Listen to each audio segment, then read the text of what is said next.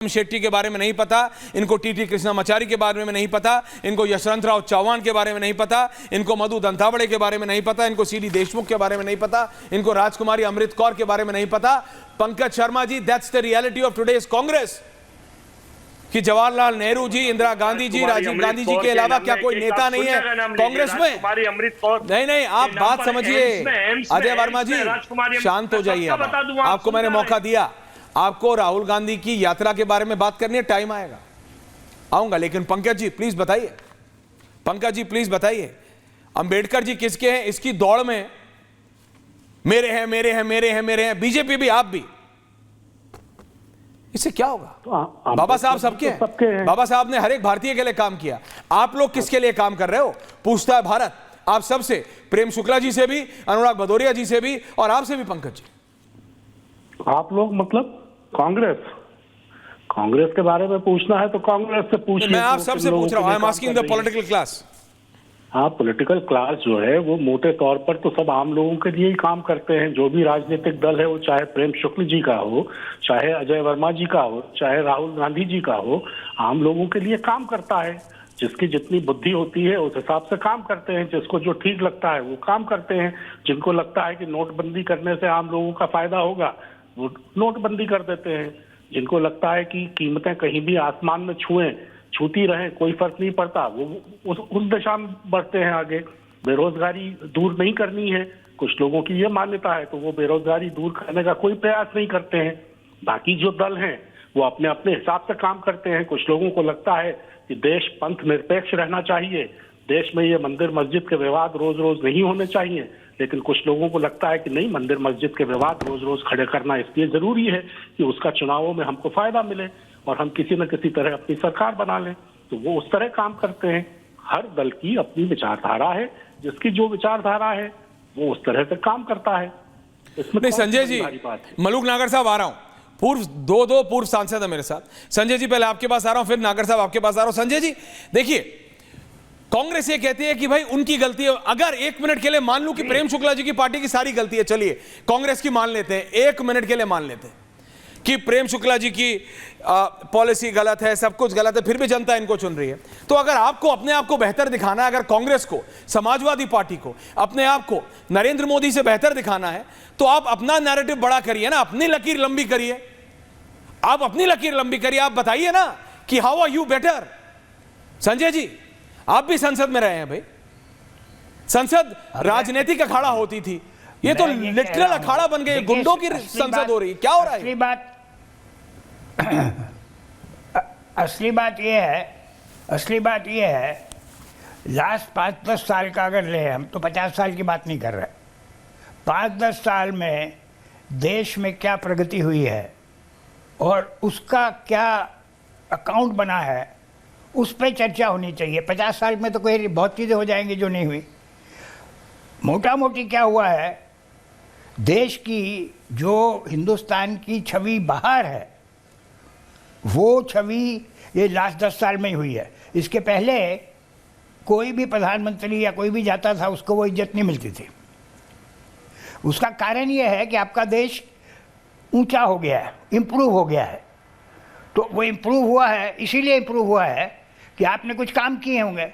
अब ये कहना कि जी महंगाई है, बेरोजगारी है, अगर ये सब कुछ है तो फिर जनता इनको क्यों चुनेगी बार बार?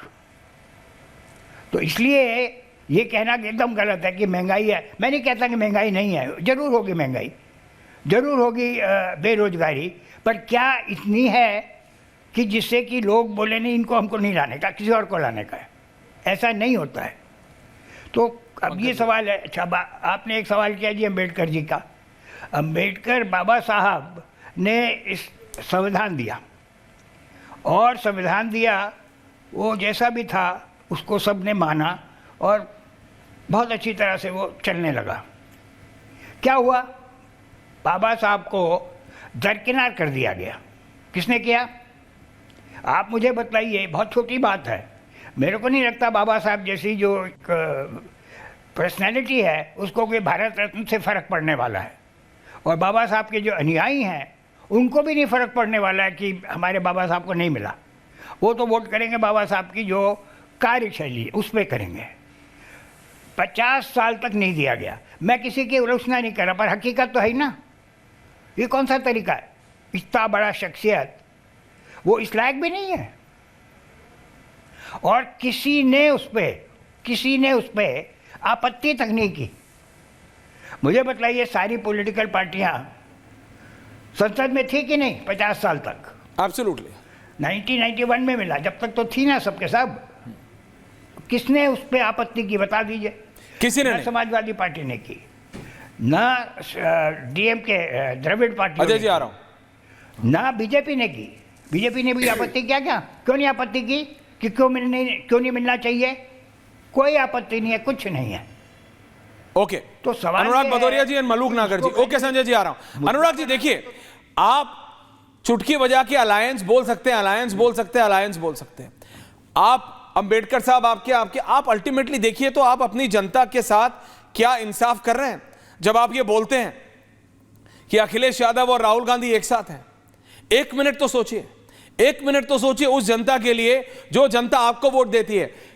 इंडिया अलायंस में से, विपक्ष में से मलूक नागर साहब, यह बात आपको भी माननी पड़ेगी कि अखिलेश यादव की पार्टी ने अच्छा किया, उत्तर प्रदेश में अच्छा किया 24 के जनरल इलेक्शन में। लेकिन उस जनता के साथ क्या आप इंसाफ कर रहे हैं जब आप राहुल गांधी के साथ जाते हैं? वो राहुल गांधी, वो कांग्रेस जिसने नेताजी के साथ क्या किया? अनुराग भदौरिया जी, आप वो सब नकार देते हैं? अनुराग जी अंदर नागर साहब। देखिए एक बात मान के चलिए, आजकल एक नया ट्रेंड चला है कि कुछ लोगों ने भारतीय जनता पार्टी को देश मान लिया है और कांग्रेस को देश मान लिया है। ना कांग्रेस देश है, ना भारतीय जनता पार्टी देश है। देश बहुत बड़ा है और देश में सभी लोग आते हैं, इसलिए जो चर्चा होती है वो बृहद रूप से चर्चा होनी चाहिए। चर्चा सिमट के रह गई है क्योंकि वो आसान तरीका हो गया है। जनता की बात कौन करेगा? अभी बाबा साहब की बात हुई। बाबा साहब को 1991 में जब भारत रत्न मिला तब जनता दल थी और उसमें समाजवादी पार्टी, सभी लोग होते थे उस जनता दल के अंदर में। बीपी सिंह जी की गवर्नमेंट थी, उन्होंने यहाँ पे मंडल आयोग भी उस समय लागू हुआ और उसी सरकार ने भारत रत्न बाबा साहब को दिया और उसी सरकार को भारतीय जनता पार्टी ने गिरा दिया था, शायद ये भूल गए हैं। और भारतीय जनता पार्टी ने बाबा साहब के लिए कभी भारत रत्न की मांग भी नहीं की थी। आज जो बाबा साहब की भारतीय जनता पार्टी बात क्यों कर रही है? क्योंकि भारतीय जनता पार्टी को पकड़ लिया गया है कि बाबा साहब का अपमान हुआ पार्लियामेंट के अंदर में। जब ये आवाज उठी तब आप भारतीय जनता पार्टी जगी है। अब भारतीय जनता पार्टी जगी है तो 1992 की, 1956 की, 1949 की, 1951 की बातें कर रही है। इसके पहले क्यों नहीं बाबा साहब के बारे में बात की? बाबा साहब तो हमेशा सामाजिक न्याय की बात करते थे।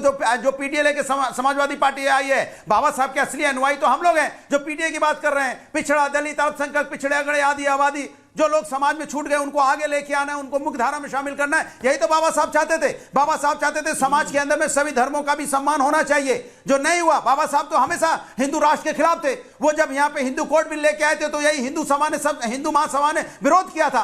क्यों विरोध किया था आपने? अनुराग जी, भारतीय जनता पार्टी हमेशा से बाबा साहब के बिल का हिंदू महासभा ने तो विरोध किया था ना, इसलिए मैं